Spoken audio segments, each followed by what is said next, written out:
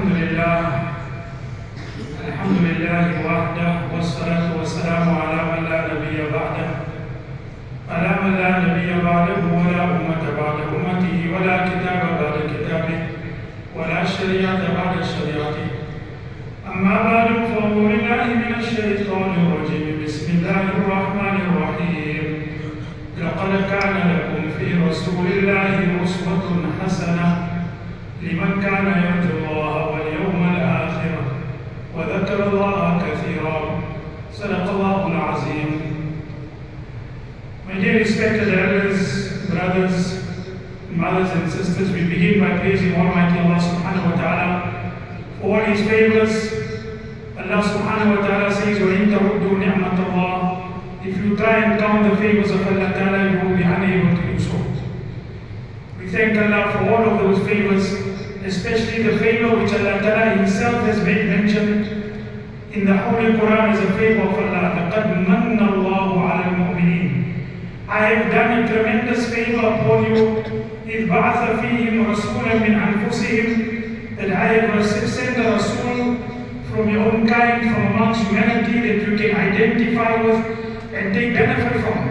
And then Allah subhanahu wa ta'ala goes on to make mention of the qualities of our beloved Nabi Kareem sallallahu alayhi wa sallam. We send salutations upon our beloved Nabi Kareem sallallahu alayhi wa sallam, who has been the one who, the greatest of Allah's creation, Shahidan wa Mubashiran wa Nadhira. He is the one who gave glad tidings, warned the people, and he was a shining star. And words do not have the capacity to be able to praise him sufficiently. Maulana Yusuf Sahib read the Nazam, Dil ko himmat nahi, lab ko yara nahi, tulsa koi nahi. The heart does not have the capacity, the words don't have the vocabulary to be able to praise you, O Prophet of Almighty Allah. Just in short to say there is no one like you, there is no one like you. And that is the reality. Ba'd as Buddha Buzurg, tu hi hai bas qissa hai mukhtasar. After Allah subhanahu wa ta'ala, you are the greatest. Just to cut everything in short. You know, many times people say, what is the purpose of having seerah programs? Now, Maulana Hassan alayhi, someone I have benefited from tremendously. And I have always had a great respect for. I have read many of his works, and recently in December I went to India. And one of the reasons to go to India was to go to Lucknow to go and see the institution of Maulana Hassan. And my respect for him increased.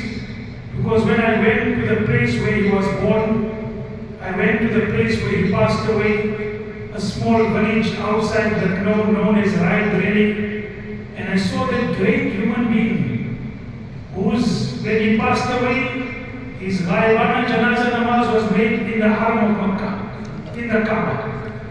And when I saw his place where he stays completely somber, the place where he passed away was a simple room with a simple bed.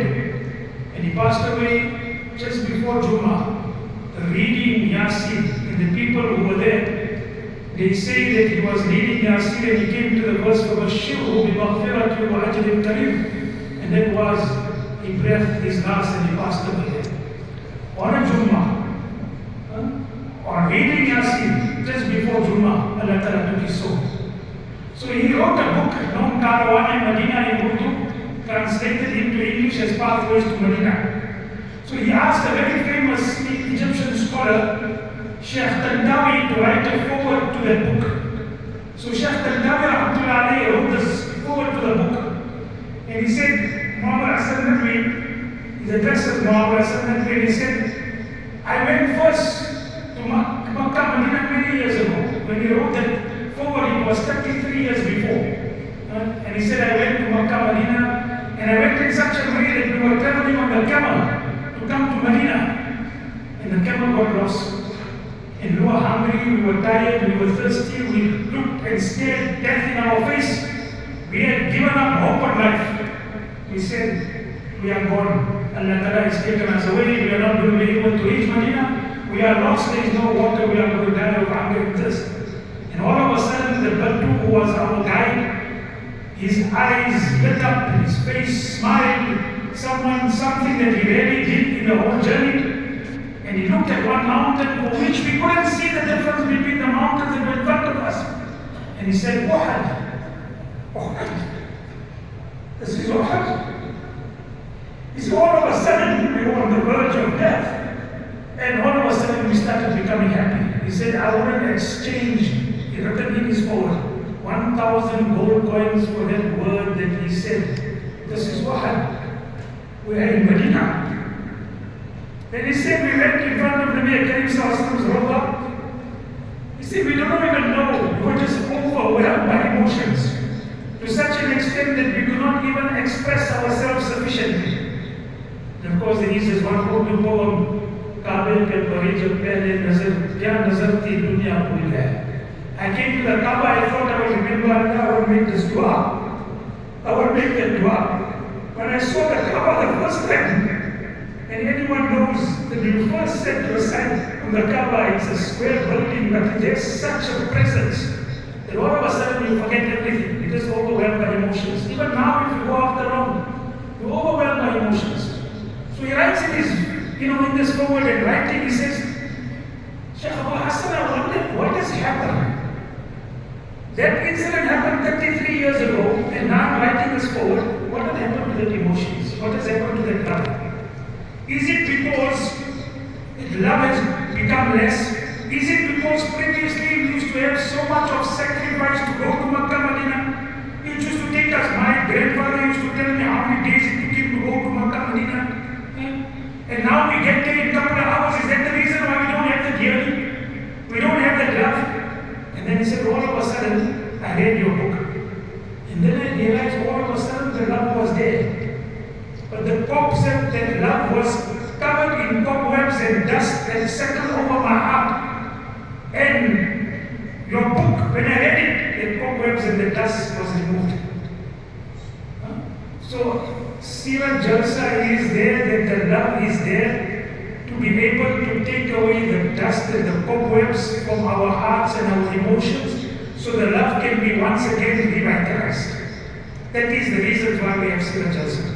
And another reason, which I think is so important for us to say, that we must keep in mind that we can never praise Nabi Karim Sallallahu sufficiently. We don't have the tongue, you don't have the ears, we don't have the heart, we don't have the vocabulary.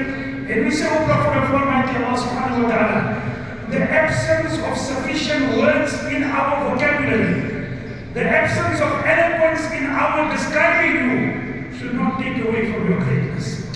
Just because we can't describe you sufficiently, we don't have the eloquence and the words to describe you, doesn't take away from your greatness and does not take away from your sifat and your greatness and attributes. But an important point, we should never mystify the life of Nabi Sallallahu. Sometimes people do that. They say Nabi Karim Sallallahu is so great, he's greater than what we can imagine or what we can talk about. But Allah didn't want us that we mystify it in such a manner that we can't benefit from it. At the end of the day, لَقَدْ كَانَ لَكُمْ فِي رَسُولِ اللَّهِ أُسْوَةٌ حَسَنَةٌ. In the Prophet of Almighty Allah, you have a perfect example of how to lead your life. My Ustad Hazrat Mufti Ahmad Rahman Sahib Rahmatullahi gave us a very beautiful example once. He said that you see a sample. What is a sample? You go to the tailor, right? And you give the tailor your sample. You tell him, make a kurta according to the sample. And then he gives you, when you come back with a kurta which he had made new, you see the sleeve is less than the sample that you gave. Now let all of us ask, what do we get angry over with the tailor? So I gave you a sample, and then too you made a mistake. Allah will be entitled to ask us on the day of Qiyamah, I gave you a sample. How to lead your life, why didn't you lead your life accordingly? So you are never supposed to mystify Allah Ta'ala. One of the reasons why Allah Ta'ala put Nabi Karim Sallallahu through different situations in his life, that it will be an example for us till the day of Qiyamah. So you look at the life of Nabi Sallallahu, so many different situations. He was from his infancy, he was away, went to live in the desert, away from the urban life, away from the urban rigidity.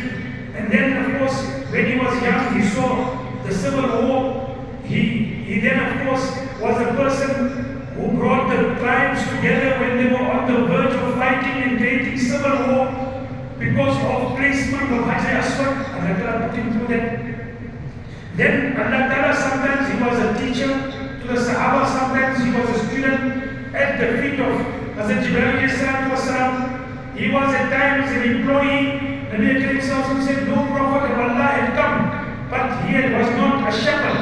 Sahaba said, Ya Rasulullah, you? He said, yes. I tended for sheep. I tended sheep for the people of Makkah for a few coins. And then Allah Ta'ala made him in charge of the treasure that came from Bahrain. He was a tradesman, sometimes he was a worker. That the people used to complain, what type of Rasul is this? He's walking in the marketplaces and doing trade. So all of that, Allah Ta'ala put Nabi Karim Sallallahu even in battles. Sometimes there was victory, sometimes there was defeat, sometimes in the beginning, initially there was a victory, then there was a defeat. Sometimes there was setback in the beginning, and then there was victory. Allah Ta'ala put him all through this because Allah wanted his life to be an example for us until the day of Qiyamah. So you'll find different circumstances, you will find and identify your situation in that what Nabi Karim Sallallahu went through. And then I think one of the things that I was spoke about this on yesterday's Juma in Roshni, why don't we look at contemporary challenges in the light of finding solutions from the Seerah? Whatever your challenge is, find a solution in the Seerah. Whether it be an individual challenge, collective challenge, a family challenge, Wallahi Azim, find a solution, you will find a solution in the life of Nabi Karim Sallallahu. Whether it be an individual challenge or collective. Let me give you a few examples. How Nabi Karim Sallallah's life was a solution to all our challenges. One of the challenges that we have, although we don't talk about it much, is that of racism. Right? Regarding a certain race, or sometimes when we go beyond that, a tribe as better and superior than others, or looking at other people as inferior. It's completely un-Islamic, it's haram. And what is racism? I read a very beautiful definition is to regard certain characteristic and distinctive traits in a race, or maybe I can even extend it in a tribe, that inherently you feel that you are superior or inferior. Certain distinctive traits and characteristics makes you feel that I am superior than other races or other tribes. Right? One would be racism and one would be tribal chauvinism. But be as it may, this is haram. But yet we find it happening. People regard their race as better, their tribe as better. But look at how our beloved Nabi Karim Sallallahu treated it. How did he look at it? One day Bilal came to Nabi Karim Sallallahu and said, Ya Rasulullah, Abu Zar al-Fadr taunted me. And he said, you are the son of a black woman and a black slave. So Nabi Karim Sallallahu became so angry, that when Abu Zar came to meet Nabi Karim Sallallahu turned his face away. Didn't want to meet a great Sahabi like Abu Zar because of this one statement. So Abu Zar said, Ya Rasulullah, why are you angry with me? So Nabi Sallallahu said, what did you tell Bilal? He realized his mistake. He went to Bilal and he said, oh Bilal, I came to ask and apologize to you. He put his head in front of Bilal and said, oh Bilal, put your foot on top of me, on top of my head and my face. Put your foot on top of my head as an atonement for what I had said. So Bilal said, I have forgiven you, I won't do that. The head is only worthy of making sita in front of Almighty Allah subhanahu wa ta'ala. Then Nabi Karim Sallallahu Alaihi Wasallam told Abu Zar, oh Abu Zar, you still got traces of ignorance in you. He called this the statement of his an act of ignorance. Today we find this, it's pervasive, despite the fact that it is outlawed now in South Africa, the time after apartheid, we still have traces with regard to it. We regard races in a particular way. Sometimes we look at a race and we feel these people have done something, maybe they have committed crime or come from a particular situation. Crime is committed by everyone. I mean, today we must be the last people to talk about that crime is committed by a particular race. For lack of a better word and making people understand, I involved in it. Whatever it's talking about that people are committing crime from other races. We are the people who are inferior because of that. There is good and bad in everyone. The moment you regard any race as inferior, you are saying Allah Ta'ala made a mistake in His creation. Allah Ta'ala doesn't make a mistake in His creation. Allah has never made a mistake in any one of His creation. Everyone Allah Ta'ala has created superior. It is your own path that you take. Whatever your race, be good or bad. So this is something that we need to be very careful with regard to. And if ever we see, and of course we know that it was in the farewell sermon that Nabi Karim sallallahu alayhi wasallam raised it. And he said, all of you come from Adam alayhi salatu wasallam, tafassa' bisa' la fadla li Arabiyin ala Ajamiyin wa la Ajamiyin ala Arabiyin. There is no superiority of the Arab over the non-Arab or vice versa. There is no superiority of the white over the black or vice versa. Everyone starts off equal except the person who surges ahead on the basis of taqwa and piety. If ever we see anyone, even in our own family, even on our dinner table, if we see our children, see our aunts, our uncles, in conversations, ever regarding any race and as inferior, and making inferiority remarks, stop them in the text. This is haram, it's not it's against Islam. What I'm saying is, contemporary challenges, solutions from sheera. Another thing is with regard to migration. So we see that today one of the greatest problems in the world is migration. So you have the refugee problem is a problem throughout the world. So Europe is, fighting against refugees, whatever it is. It's just where do we find the solution? We find the solution in Nabi Karim Sallallahu life. I read a stats. I think I did a program 1 or 2 years back. It's 82 million people were displaced. More than any time since World War II. Then afterwards, this time when I did this research this week, because I was speaking in Roshni and today, they said that in 2025 there was 117 million people displaced. 117 million people displaced, either because of food insecurity, because of safety, because of war, all of that. And of course, when people come from different places into another country, there's always a challenge with regard to how you blend them together. How do you find them together to be able to live together? So then, this is a challenge. In South Africa, we know that after 1994, now we all know it has become a whole situation. It has become a whole movement. Xenophobia has become a word that is being constantly used. How do you deal with people who have come from foreign countries? Even in our own masajid, we have people who came from different countries. All of a sudden, we have to deal with certain things. One day, as Imam of Uttar Masjid, went to Allah Ta'ala keep us, we've been there for 42 years. So one day, certain people who came from Somalia, after Isha, they made the Isha namaz in the masjid. They made the Isha namaz in the masjid. So one of our Muslims, Gujarati person, became very angry. He was so angry, he was fuming. Maulana, how can you do that? You know, according to the Arabic, it's not possible to read namaz, 2 jamats in one masjid. Therefore, we make the jamaat outside. So I told him, it's according to them, it's permitted. Take it easy, right? We tell them that take it to account that the other schools of thought don't allow it. But now don't make a noise about it. And he was still going on, and all of a sudden I thought of something.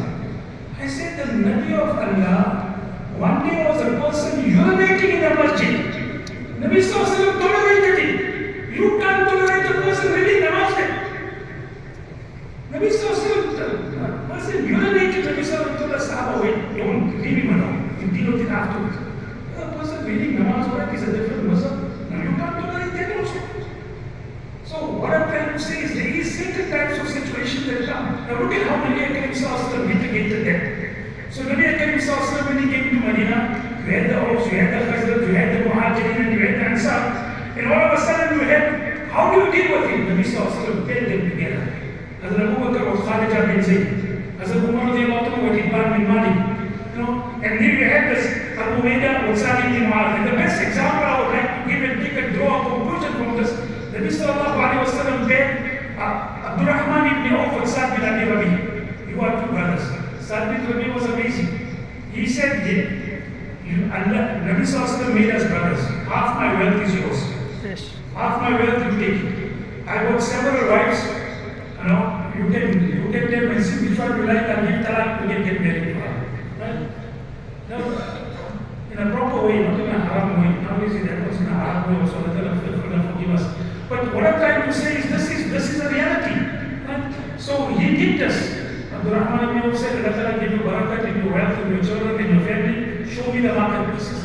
And Abdurrahman ibn Auf became one of the wealthiest companions. He's been all the way. But now, what do we learn from here? That when people come from different countries, why? They came for situations and circumstances we don't know. Sometimes we tend to look down, I'm not saying everyone, we tend to look down upon them. Our grandfathers, why did they come?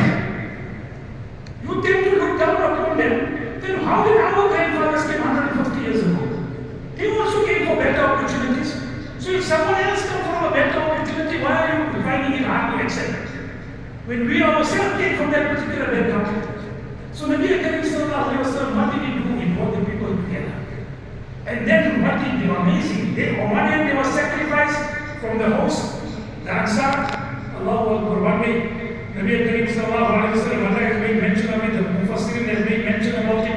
That one day, some wealth came to Nabi Karim sallallahu alayhi wasallam, he called the Sahaba and said, see, this wealth is not so much that I can distribute it equally to everyone. If I distribute it equally to everyone, everyone will get a very small portion, but you still have to look after the Muhajirin because they won't have enough to become independent. Or I can give it to them, they will become independent with this wealth that they got, they know I have to look after them. No, the Ansar said, Ya Rasulullah, give it to them and we still look after them. Give it to them and let them reveal what you think on So how do we bring together? We have a situation, and then of course today we got disunity. I mean, may Allah Ta'ala forgive us. I find it amazing that today people will make hatred and disunity into a virtue. The way they put it forward as if it is a virtue. When Allah Ta'ala says, do not become disunited, Allah will make you weak, Allah will make you cowards. But today we find that people have made it into a virtue. The way they speak about it is very good. We are very good. We are away from people. We have created hatred in the community. Ya Allah, what have you done? You have created hatred, which is one of the greatest guna and sins. But you know, this Allah Ta'ala give everyone hidayah, give us also hidayah to understand. So now Nabi Karim sallallahu alayhi wa sallam, let me show you how Nabi sallallahu alayhi wa sallam brought people together. How he created harmony between different groups of people, different backgrounds, how he brought them together. Contemporary challenges, solutions from the seerah. Nabi Karim sallallahu alayhi wa sallam, when he came to Medina, Abdullah ibn Salam came and he said, I came to see Nabi Karim sallallahu alayhi wa sallam because I thought, so Abdullah ibn Salam was on the date palm, and his khala, his auntie said, hey, the people of Medina have become so excited. And they said the last prophet of Almighty Allah is here. Abdullah ibn Salam, because he was looking for the last prophet, because of what is written in the scriptures, he almost fell down from the tree. So his aunt said, why are you getting excited? He said, this is the last Nabi which Allah Ta'ala has been mentioned in the previous scriptures. So he went and he said, the first time I saw Nabi Karim sallallahu alayhi wa sallam, I saw this cannot be the face of an ayah. But he said, when the first words he spoke in Medina, I was convinced that is the Nabi of Allah. What did he say? Ya ayyuhan nas afshu salam wa atimu ta'am wa silu al-arham wa sallu bil-layli wa nasu niyam tadkhulu al-jannata bis-salam. Now we must have heard this many times, we must have heard it. But look at the wisdom. It starts off from a general level, how you interact with people. Spread the salam, make salam to everyone. Which Islam is the best? Make salam to those whom you know and those whom you don't know. Sometimes now only make salam to people of our own group or other groups out. Nabi sallallahu alayhi wa sallam said that is not proper Islam. Make salam to those whom you know and you don't know. Make salam to everyone. One day I was with someone, I made salam to someone, he saw me from far. After a while, he saw that I came closer to me, he saw me, he was amongst those idiots, I said the things against Allah. So when he saw me back, he said, I give my salam back. I said, okay, I'll still make you salam. But please, what I'm trying to say is, Nabi sallallahu alayhi wa sallam, la tadkhulu jannata hatta tu'minu. You cannot bring iman until you have iman. You cannot enter jannah until you have, wa la tu'minu hatta tahabbu. You cannot have iman until you have love for another. What is this hatred? Where is hatred a virtue? You don't have iman until you have love for one another. Should I not show you something because of which Allah will grant you Muhammad? Spread the salam amongst you. So what is starting off? Afshu salam. Feed people, starting off from the general. Then what did he say? Look after your relatives. Fulfill the right. Then he came inward.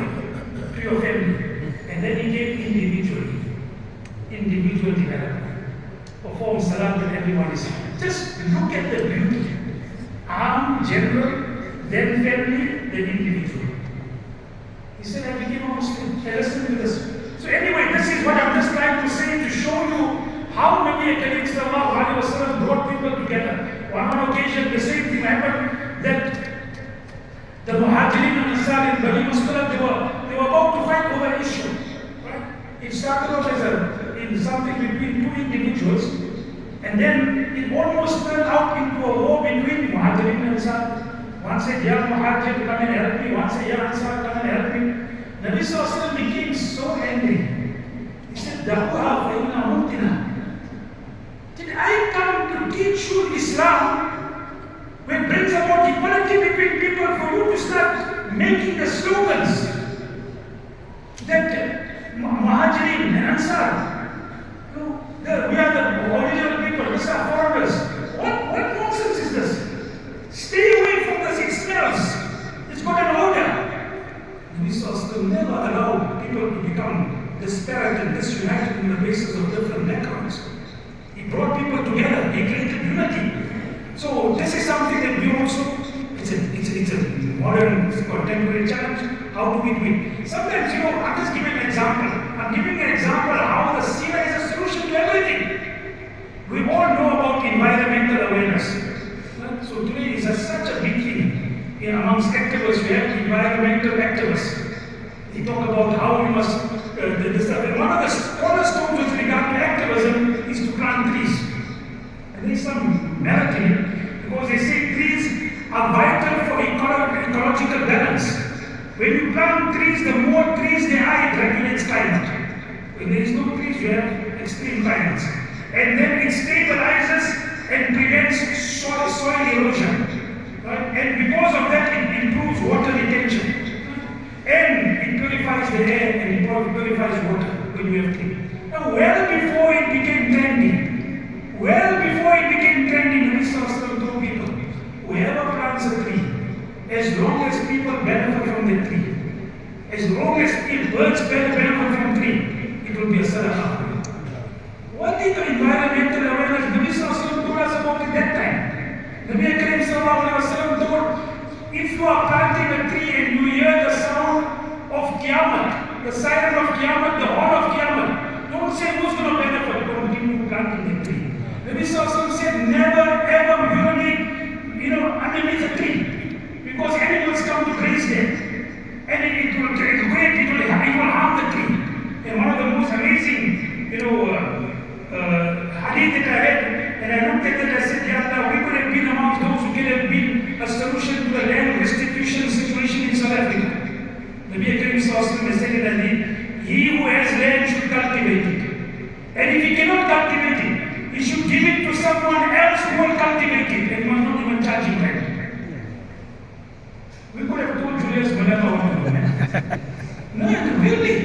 You cultivate the land. If you want land and you can't use that land, give it to someone to utilize it. Don't let it die either. So where are we talking about all the challenges that we have? We have got the sheera as a solution. And then of course one of the things that I will give the last solo is it's a broad theme. Today we just got lack of balance. So Nabi Karim was a person who he never took the extreme views. He was a manifestation of the verse of وَكَذَلِكَ جَعَلْنَاكُمْ أُمَّةً وَسَطًا. We have made you a justly balanced ummah. That does not fall short of the limit, does not go beyond the limit. One of the problems of today's society, either we're falling short of the limit or we're going beyond the limit. So it's important that we find the right balance with regard to it. Look at how beautifully Allah Ta'ala Nabi Karim sallallahu alayhi wa sallam, when he made ibadat in front of Allah subhanahu wa ta'ala, his feet were swelling. But when he stayed amongst people, he always used to smile. So he had the right balance in front of Allah Ta'ala. What was his temperament, what was his mood, and in front of people, what was his mood. He had such a beautiful example and such a beautiful way with regard to his children. And look at the beautiful balance that Nabi Karim sallallahu alayhi wa sallam had. In an environment in which his daughters would be buried alive. Every time Hazrat Fatima used to walk into the house, Nabi Karim sallallahu alayhi wa sallam used to get up, honor her. Nabi sallallahu alayhi wa sallam used to kiss her on her forehead and place it in front of next to you. This is the way we are treated. Look at how he treated his grandchildren. He loved them much. And he was so kind to them that they used to climb on his back and then he used to carry them around. The balance that Nabi Karim Sallallahu Alaihi Wasallam. We just seem to lose that balance. Today when we talk about the material world, either we're going in one extreme or we're going to the other extreme. One extreme we go is dunya is nothing. And one is that dunya is everything. So we become so engrossed with material world, which Allah Ta'ala says in here, you know that there's only dunya, there's nothing else, we're not going to the akhirah, we don't worry about the akhirah. So we become so engrossed in materialism that we have taken away morality in acquiring and acquisition of wealth. On the other hand, we someone sometimes give when they give bayan, this dunya is nothing. Dunya is just a waste of time. Both of these are extremes. Yes, we're not allowed to make dunya everything. Because if it becomes into your heart and you become obsessed with it, it becomes the root of many evils. But on the other hand, ni'mat mal salih, ni'matul salih, how great is that wealth which is in the hands of a pious person. So look at the balance. Again, we lack the balance. Contemporary challenges, sheera, the solution. How do we interact with non-Muslims? Here again, lack of balance. Just going to one extreme to the other extreme. On one extreme, we want to make all religions equal. No, all religions are not equal. We don't believe in that. Openly we say, even if someone wants to distort what we are saying, openly we say, we believe Islam is the only religion. In the Deen Allah in Islam. But that doesn't mean that we don't interact kindly with people. That doesn't mean that we don't go and give dawah to people. That we don't have anything to do with other people. There is a basic respect given to every human being. Every human being is deserving of respect, irrespective of his background. So, look at Nabi Sallallahu Alaihi Wasallam, how he looked for opportunities to give people dawah. In one occasion, there was a person by the name of Hakim bin Hizam, something like that in Ayatul Sahaba, and Yusuf Sahaba has made mention of it. So when they got hold of him, because he played a role in capturing some of the Sahaba, when they got hold of it, they came back to Medina. Hazrat Umar said, Ya Rasulullah, let me send this person to Jahannam. Just let me send this person to Jahannam. Let me execute him. And Rasulullah said, wait, Umar, let me speak to him. Ya Rasulullah, what do you? Why are you speaking to him? Just let me send him to Jahannam. Nabi Sallallahu spoke to him. Nabi Sallallahu spoke to him. In the time of Najran came to Medina, Nabi Sallallahu put up a tent for them outside the masjid. I'm not giving a fatwa, I'm just telling you what happened. Nabi Sallallahu looked after them, gave them food. The way we give food for Jamaats. Nabi Sallallahu used to go and sit with them after Maghrib to speak to them about Islam. So this Hakim bin Hizam became a Muslim. And then Umar used to regret. And he said, I wanted to execute him, he became a Muslim. And then he died in one of the battles. Where is that type of interaction with other non-Muslims?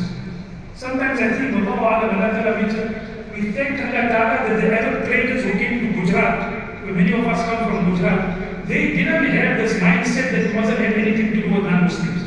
Because if they had that particular mindset, we would have been still sitting as non-Muslims.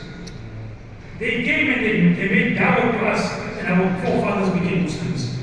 If they would have said, no, we don't want to have anything to do, you are Kafir, you are like this, you are Germany, what would have happened to us?